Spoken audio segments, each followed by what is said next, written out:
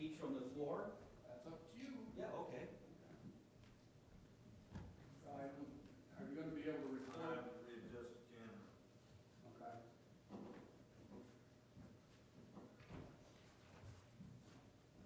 All right, so before you sit down, brother, oops. Sure. One per couple, I think we have enough there. Okay. And I won't ask you to get up. Okay. Pass those back, and so one per couple or one per one, if that's the case.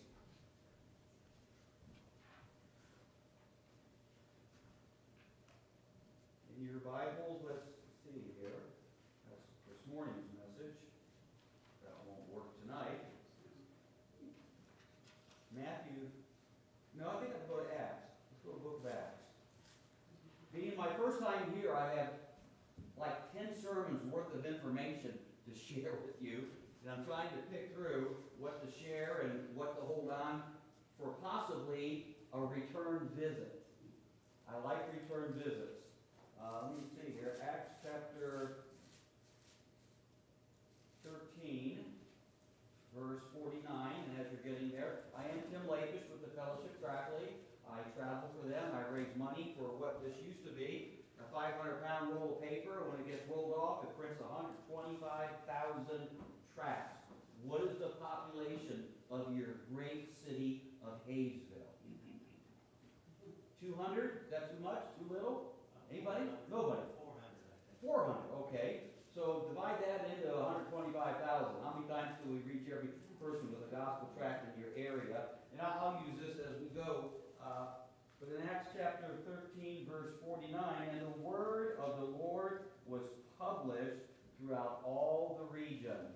You know, as the Great Commission is given to us in the Gospels, and then in Acts 1:8, we go where? Jerusalem, Judea, Samaria, and up to the uttermost part of the world. I pastored Central Baptist in downtown Columbus for 30 years. I don't look that old, do I? I need some love here. Well, one of my points this morning was charity. So I need some charity flowing back from you to me. And we supported this ministry. I went to our church in 1979. Wow, where were you in 1979? Wow, those were great years, right? It was for me, I remember that. But we supported this Fellowship Track League ministry from 1979 to 2009. But the Great Commission, it's every local church's job to do what they can to reach not just their area, but the whole world. And with the Fellowship Track League, we can help you accomplish that goal. And it should be a goal. It should be a goal that's on the front of our mind, that we think about a lot. And I'm glad to hear missionary letters tonight. And we print in 85 different languages. And they started in 1978. I went to my church in downtown Columbus in 1979. I had graduated from Ohio State in 1974. OH? I know. A little bit louder on this side. Is there enemy territory over here? I wanted to be a math teacher and coach. I like math because my dad was a civil engineer, and he's always shown me how to calculate things.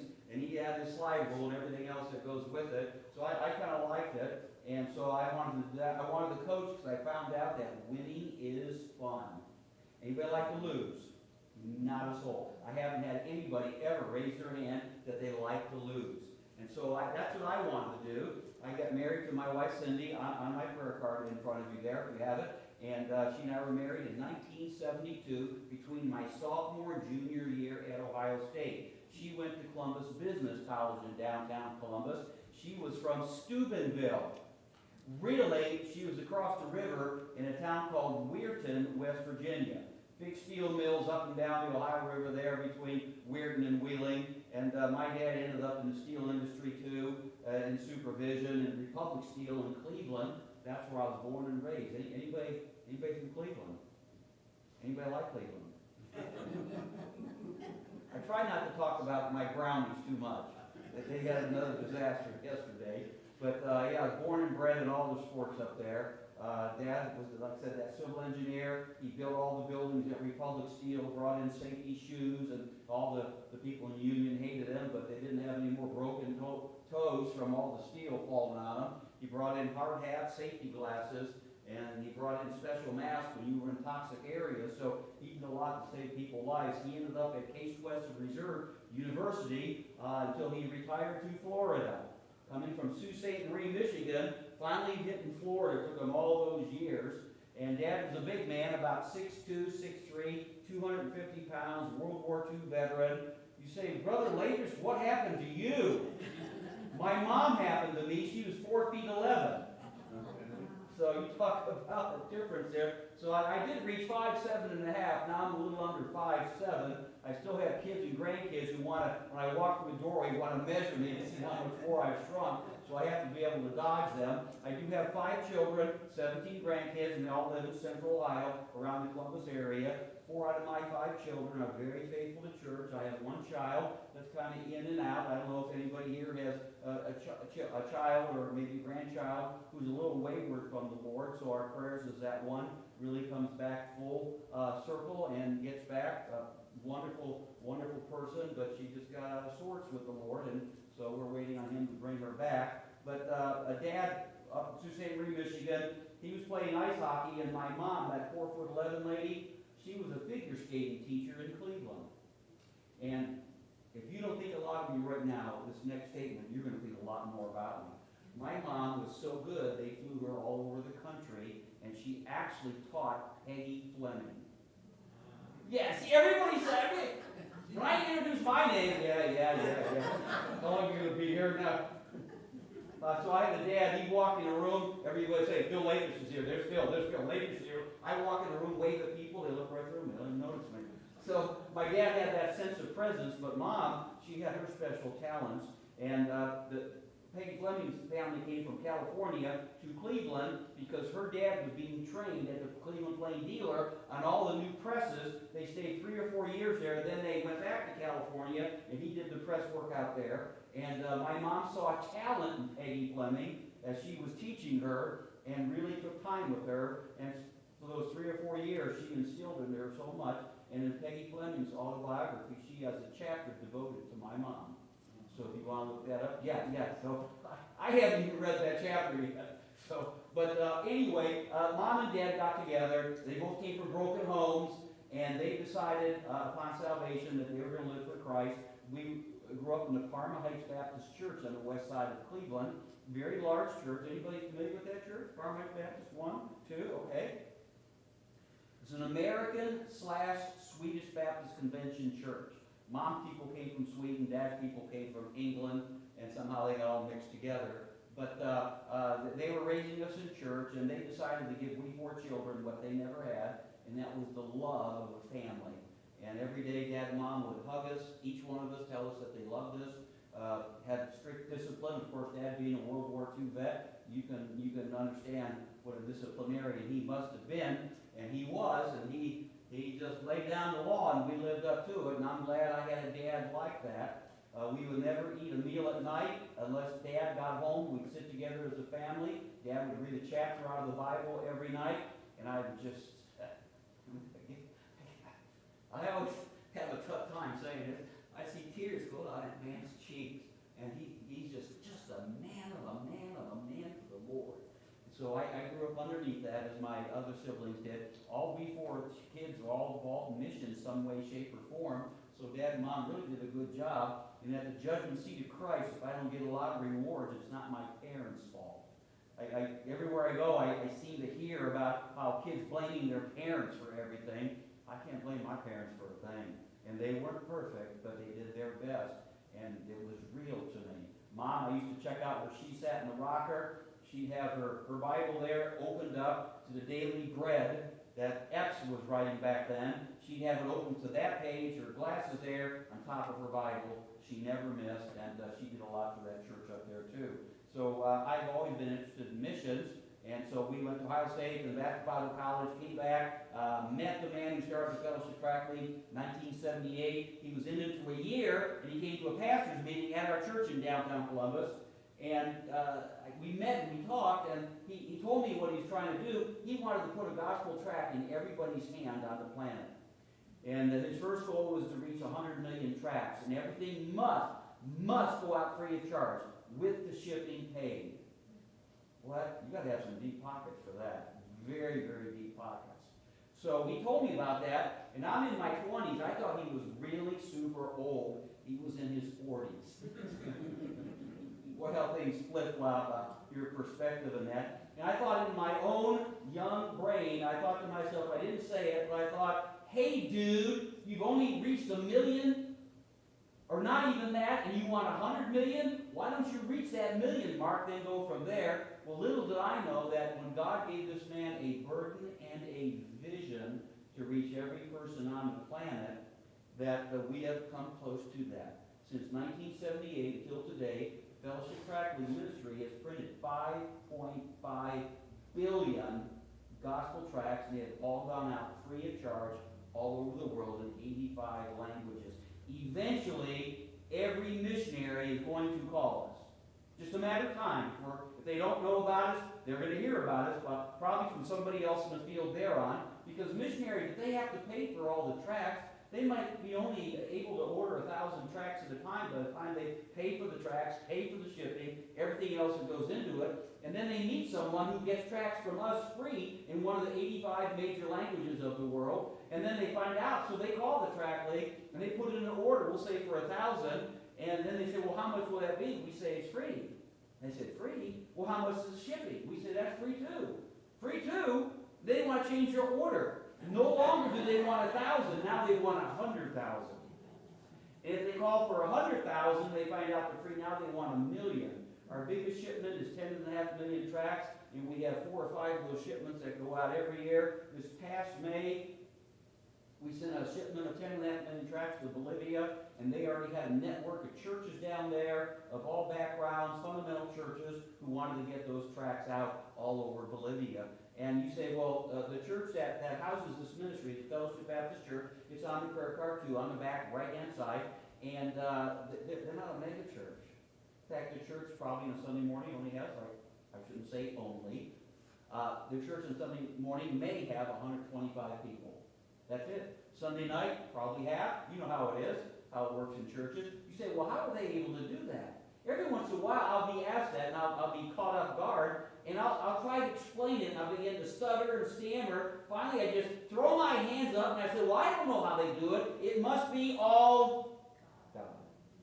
Think about your life. How do you explain your life today? How do you explain your marriage or your church? I mean, it's all God.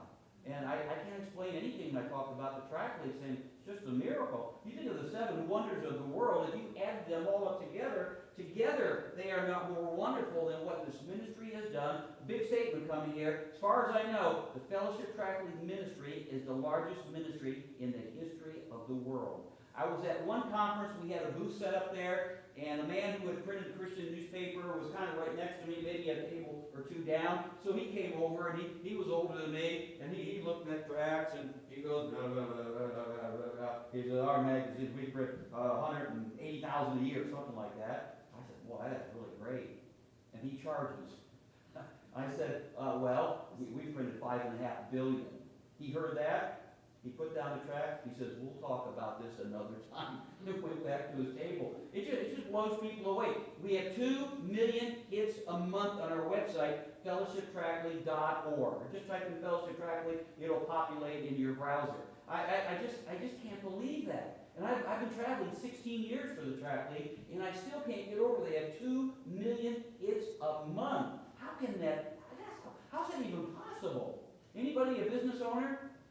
Anybody here? Okay, several of you. Hey, if you had 2 million hits a month, you'd probably be driving a Rolls Royce, and I would ask for a ride in it. Or maybe a Corvette or something, get a ride in that. Maybe that, okay, that'll do that. So it's just an amazingly large ministry, and it is a ministry of faith. That's what it is. So I go to churches because the money's got to come from somewhere, right?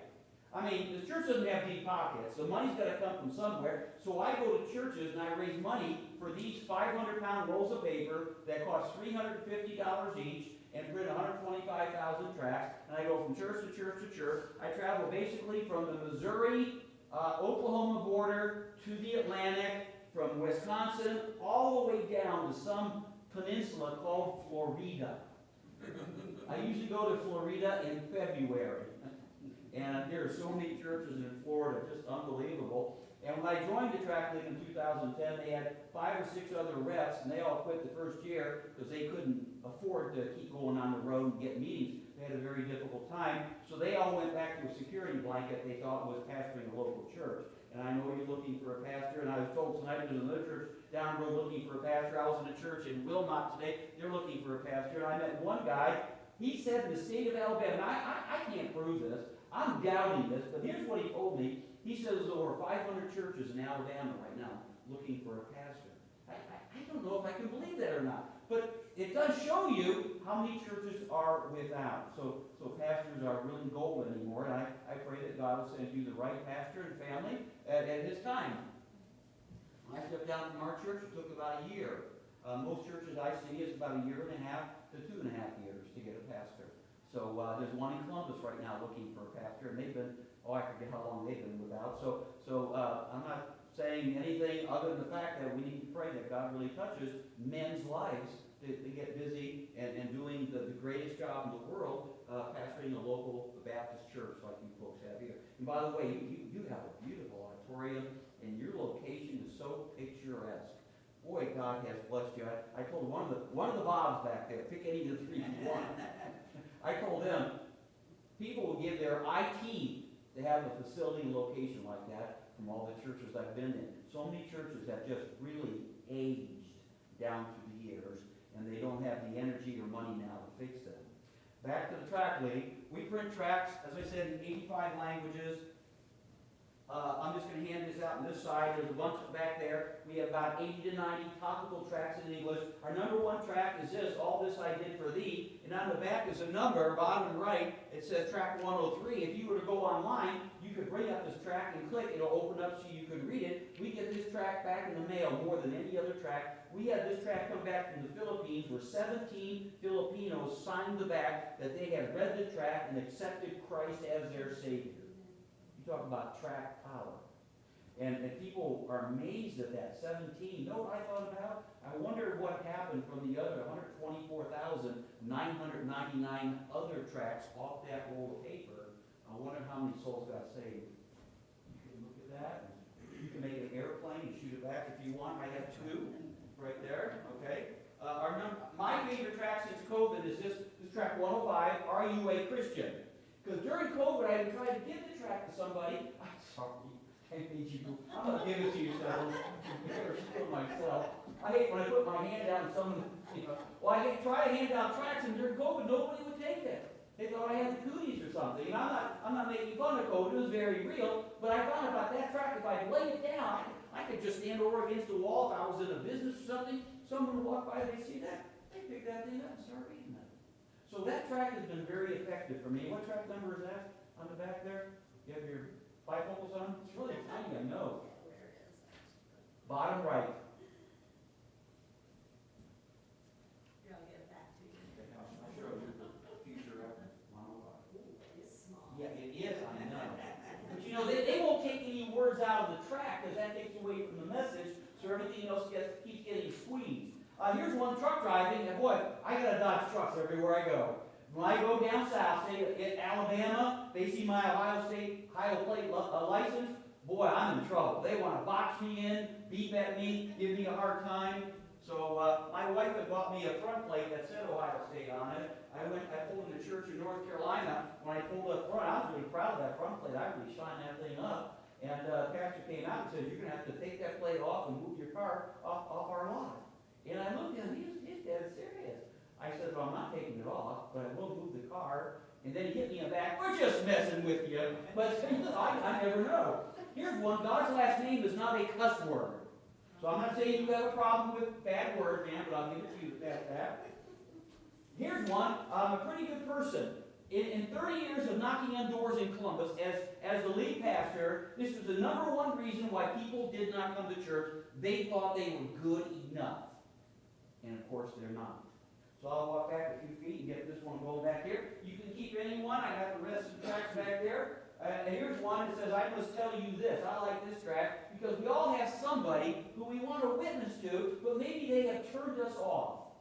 Because they've heard it and heard it and heard it, and you know, they're just not ready or whatever reason. And this is the one you take and mail it, and don't put your return address on it. Put one of the Bob's return address on it. Any of the three will work. Here's one on Satan. I still believe there's a devil. He's alive, and he's working hard against God's kingdom. Here's one, saved, sure, and serving. Now, when I went to the church in downtown Columbus, I am watching the time here. There were 17 seniors left, and they were probably all older than you folks here, and me too. And I was in my 20s. And we sat down, they looked at me, and they called me Reverend. My wife sitting next to me, she giggled. I was in my 20s, and I was being called Reverend. So she giggled, and so they said, what is your plan here for our church? Right down in the ghetto on Russell and High Street, do you know where that is? In the short north, right just like 1 block north of the 670 as it goes under High Street. Our church backs up to it there. And so they said, what's your plan to get our church going again? And I said, here's my plan. I thought about it. I said, here it is. We're going to go, go, go, go, go. I said, what's your plan? They looked at me, they go, slow, slow, slow. So I had the energy, and I didn't have a lot of knowledge, folks. Life experience was a tiny bit with me. They had all the life experience, but they didn't have any energy. But we feel like we love. God just put that together. But God gave me a great church because almost everybody serves somewhere. And if I just get Christians start serving in church, now, I don't know anything about your church other than the fact that you folks look great here, and I'm sure you're all serving. Thank you for being here tonight. So many churches have canceled their service. This is a great track. And I'll set this down back there. Someday you'll stand before God. That's a good reason to serve, isn't it? We'll give an account. It'll be worth your service to this church, your sacrifice, you giving up your valuable time, your sweat and energy, your financial resources. It'll be worth it all at the judgment seat of Christ. And there'll be many there. The Bible talks about wood, hay, and stubble. That's all they did for the Lord. And that's going to be burned up with fire. It's gold, silver, precious stones. And that's my idea of us being obedient to God's will for our life. Here's one on hell. I usually have it right after the Satan tract. We still believe there's a burning, literal hell. And we believe that will be cast into the lake of fire. This could be your last 5 minutes. My father-in-law passed away in 2013, right at the beginning. My mother-in-law had bad health. They had like a 60-acre farm out there outside of Steubenville, and there's nobody left. We finally kind of tricked her into coming to us in Columbus because she didn't want to leave her farm, but she kept falling, and nobody knew. And so we really kind of had to get her there. And we had hospice come in and just check the vitals, and they came in and told my wife, Cindy, says, Cindy, your mom's vitals are good. About the next day, we walked in, and she'd gone to heaven. Folks, we just don't know. Could be your last 5 minutes. When I kissed my wife goodbye, I said, this might be the last time you see me. And I teased her because there are all the traffic accidents everywhere. And she doesn't like me to do that, so I stopped. It's not a joke to her. It shouldn't be a joke to me either, I guess. Great Christmas tracts. I don't know how, every church kind of celebrates Christmas a little differently. We've heard millions of these that go out all over the world. God loves the unborn. We have Roman Catholics handing out these tracts. Think about that. Roman Catholics handing out Baptist tracts. Folks, doesn't get any better than that. That's how well written they are. We have one for our hunters. And anybody hunt? Couple in the back there. Okay. Good thing you're our security tonight, and not those who don't hunt. How to be saved and know it? I meet people who aren't quite sure. And this is where doctrine comes in our Baptist churches. We teach solid doctrine that Christ paid our penalty in full. Why choose to abstain from alcohol? Well, that's a big one anymore. So many Baptist churches I go to, pastors tell me that they're concerned about the young singles and couples who are going out to like sports bars and like Buffalo Wild Wings, and they just drink a couple long necks and cans of beer as they enjoy the game. They call it social drinking. My Bible says, wine is a mocker, strong drink is raging, and whosoever is deceived thereby is not wise. So we have tracts in that. We have tracts for our military, and we have one on hospitality. That means when you go out to eat, where's everybody go out to eat here on Sunday morning, or whatever? Is there a favorite restaurant? Is there a Bob Evans close? My kids accuse me of always going to an old person's restaurant. Well, I like the food, I'm sorry. We were there with my kids, and I said, look, there's these young kids right there. They said, Dad, those are the grandkids of the old people who brought them. And they were right. But you leave a nice tip in here, and you put your church name on the back. Because we don't type in anybody's church's name. We have so many tracts going out in so many languages. We'd have to reset everything with the computers that run these machines. It's just impossible. So a lot of people buy little rubber stamps, they just stamp them. That's what we did. We handed them out at our church. They put labels on the back. But if you go out to eat somewhere, you put a nice tip in here and put your church name on the back. Now listen, if you are a crummy tipper, do not put your church name. You say, well, whose name should we put on it? One of the 3 Bobs that you didn't use before. There you go. Oh, yes. And we take these, by the way, we have Spanish tracts. I'm going to start half on this side. Everybody take about 3. I was at a church at the Cortez Road Baptist Church in Bradenton. That was in Bradenton, Florida. And I was handing these Spanish tracts out to everybody. Folks, everywhere I go, I'm meeting people speak Spanish. Really, almost everywhere. That's unbelievable. And so on the way out, people were coming out, and this was really a big guy, probably the size of my dad, and I told you how big he was. And I gave him a Spanish tract. He looked at it. He said, Brother Lapish, I don't speak Spanish. What am I going to do with this? And honest to goodness, this is what happened. I said, sir, where are you going to eat right after church today? Because the church service was over. He says, well, I'm going down to the Mexican restaurant. Then he goes, oh. Folks, we need to be prepared with gospel tracts. And I don't know if you run into Spanish-speaking people much, but I do everywhere I go. And what else do I want to hand out up here? This is really important too. My time's running out. We have great tracts for our Roman Catholic friends. My mom refused to date my dad because she looked at him. She says, Arthur Philip Lapish, I cannot date you. He looked way down, said, Harriet Mabel Madsen, why not? She says, you're not saved. Dad had grown up under the Roman Catholicism. He had never even heard the idea of saved. He says, what is that? He had no clue. So in the Upper Peninsula of Michigan, he started going to Baptist churches around the area. He heard the gospel, and the Holy Spirit just knocked down one door after another door after another door until he got to my dad's heart door, and Dad opened that up, and Dad got saved, and one of the finest Christian men since. But we have lovely tracts for our Roman Catholic friends. I found out that when I would go door to door and meet Roman Catholics, I learned to ask them, are you interested in spiritual things? And they'll always say yes. They're not going to say no. I mean, who would say no to that if they claim to be a Christian? And I said, well, in your Douay version, you look up John 3:16, and then you get back with me. But I found out when Roman Catholics got saved, boy, they really make great church members. We have one for our Mormon friends. Have they been to your house yet this year, or don't they come to this area? No, okay. Houses are too far spread apart for their bikes, I guess. We have one for the American Indians. And Dad grew up in Sault Ste. Marie, Michigan. They have 2 giant casinos within 20 miles of each other. And busloads of people from Detroit come up there for gambling at the casinos. But they need it. We have it for our Muslim friends. And folks, am I being taped right now? Okay, well, I'll be careful what I say here. I don't want to get anything like being protested. But there's a serious issue with Islam in America right now. We have tracts for them. That can change a heart. We have another one for our Mormon friends.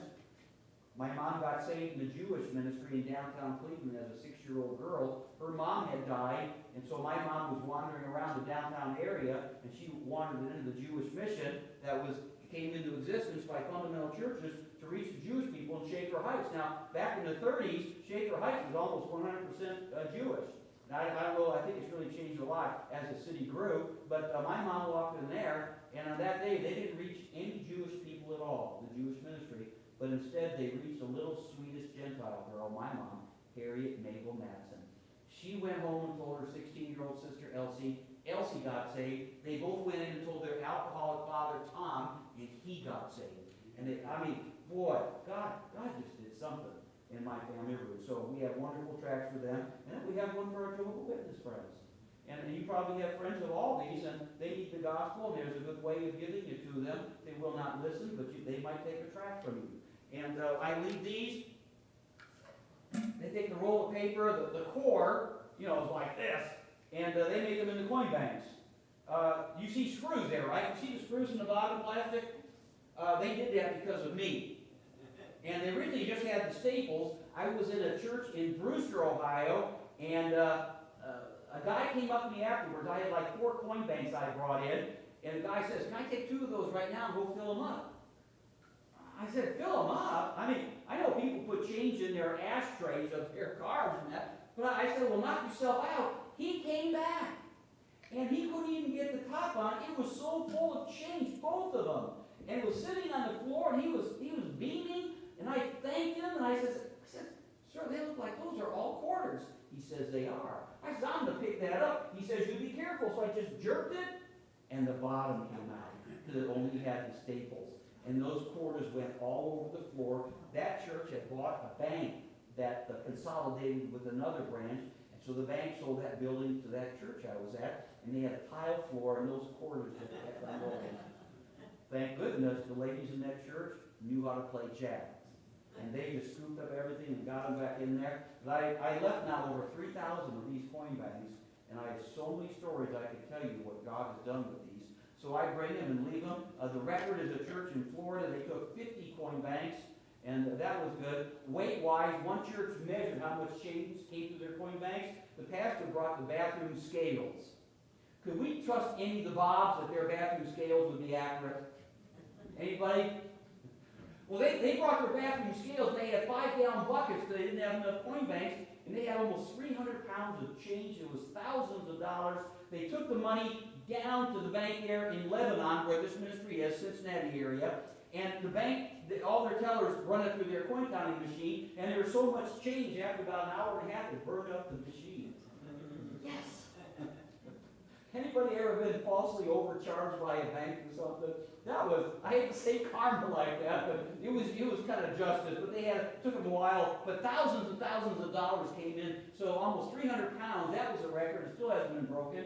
And what was the other record I had? I'll have to think on that one. But as we think of these coin banks, so we're going to leave one for the church. If anybody wants more, we'll get them to you. Just let us know if you want 2 or 4 or whatever. We'll just mail them to you. And people use them in Sunday school. People put them in their business. People get the young people together and go door to door, have the boys against the girls. And there's all kind of things that people can do. And these things have really worked. So much money has come in because of them.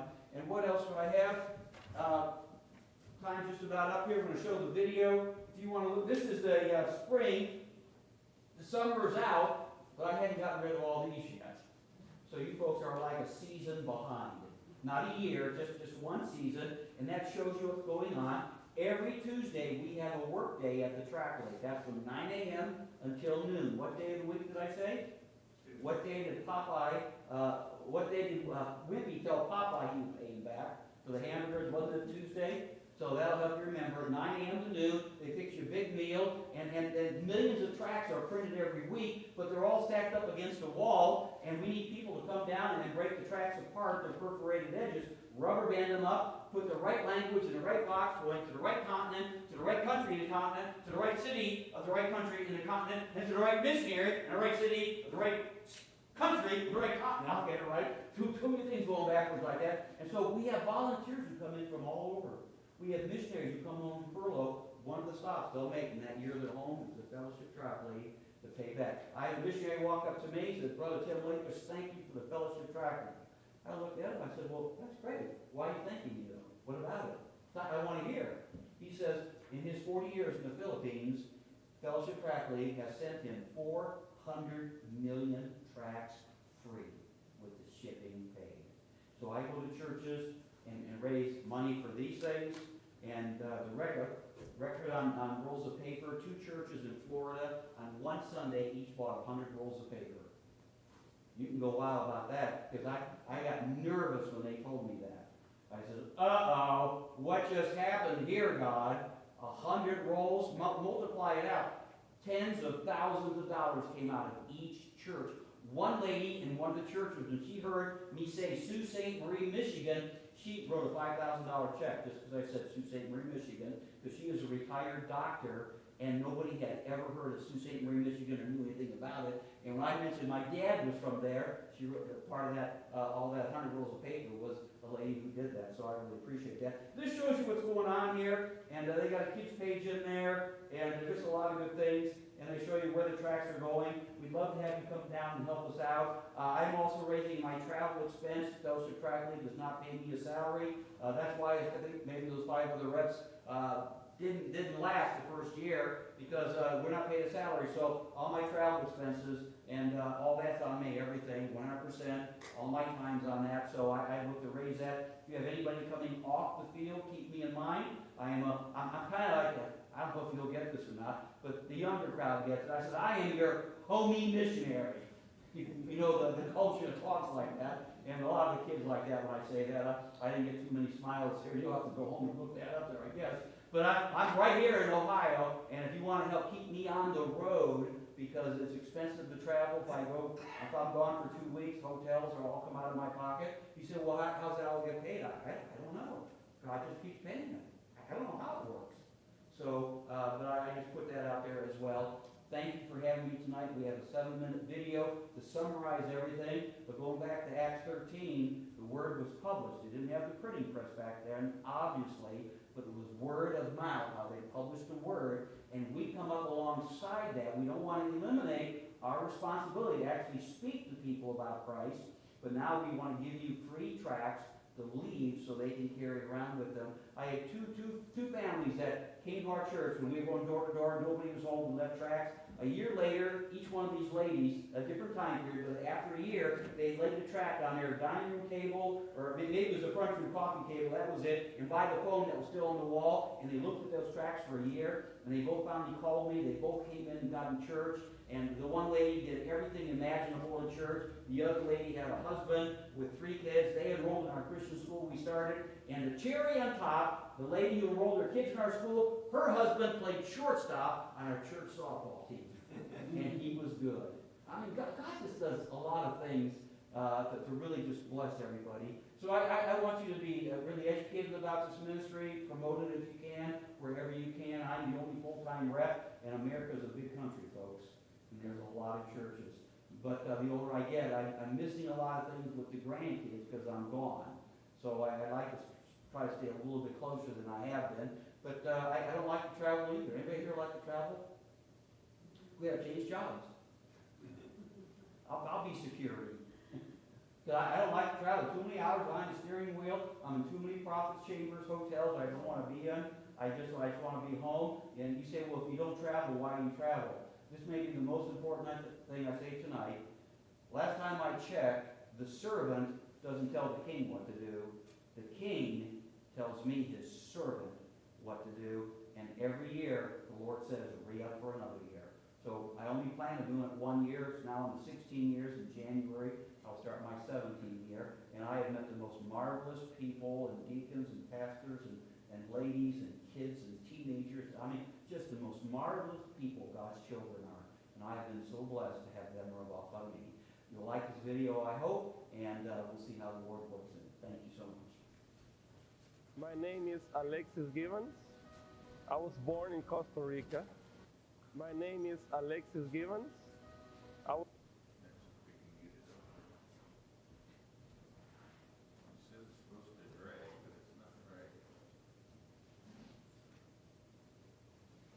If it doesn't work, that's fine. I'm here.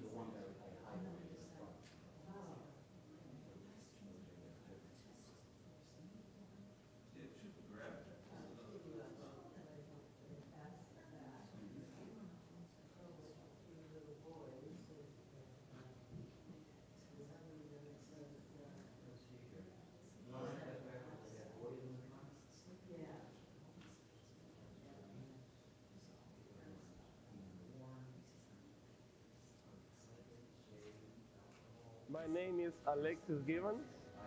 I was born in Costa Rica. My name is Alexis Givens. I was born in Costa Rica. I'm a result of the way God uses the gospel tract. One day while I was traveling, I needed to read something, so in my house I just take a piece of paper, was laying right there. I start reading this piece of paper,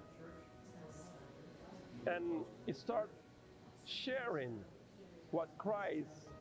My name is Alexis Givens. I was born in Costa Rica. My name is. Yeah, there's one ministry called Amazing Grace that goes to all the county fairs. I live in Berkeley. I met, they have the paper down at some conferences I go to. And there they have like 150 people who travel the country for all these booths at the fairs. So, yeah, you know, Amazing Grace Ministries. Mhm. Amen.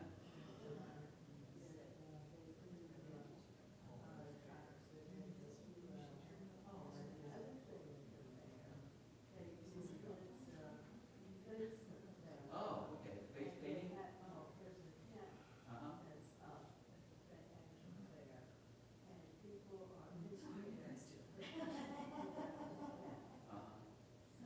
Oh, that's, see, there's all different ways of getting the gospel out.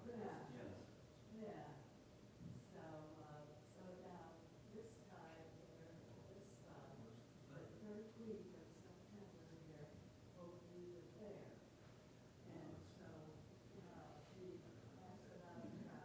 Well, if you need any tracts that you'd like here, tractors will send you as many as you need free. Yeah, everything's free.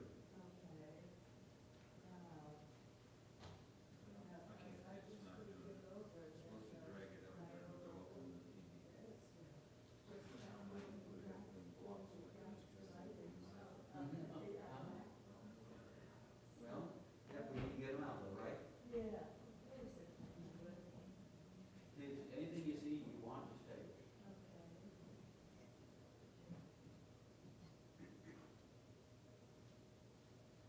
No, I don't think it's gonna get up there. Well, maybe another time you could show it. Who we have? I would love to. An hour and 15 minutes from home.